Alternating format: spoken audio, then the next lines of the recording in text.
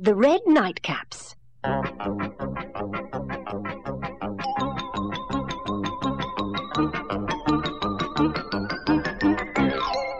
There was once a man who had 50 red nightcaps to sell at a fair. His wife put them in a sack and he set off on his journey. He travelled along the hot, dusty road until he came to a shady wood. The cool trees looked so inviting that the man threw his sack on the ground and sat down to rest. Then, feeling very sleepy, he took one of the red nightcaps out of the sack, put it on his head, leaned back against a tree, and fell fast asleep. Unknown to the man, a troop of monkeys lived in the wood. After a while, a big old monkey crept down a tree and towards the sleeping man. Very gently, he pulled one of the nightcaps out of the sack and popped it on his head.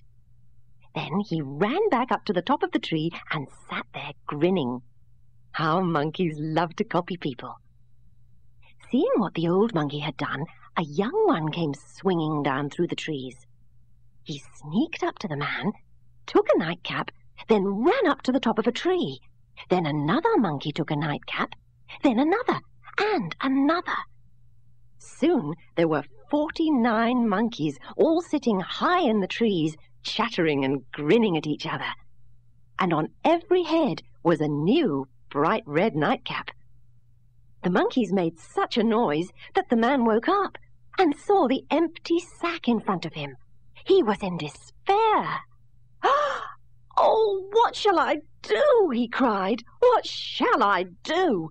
What can I say to my wife when I get home without any money, and not even the nightcaps?" He was so angry with himself for falling asleep that he pulled his red nightcap off and threw it on the ground in a rage.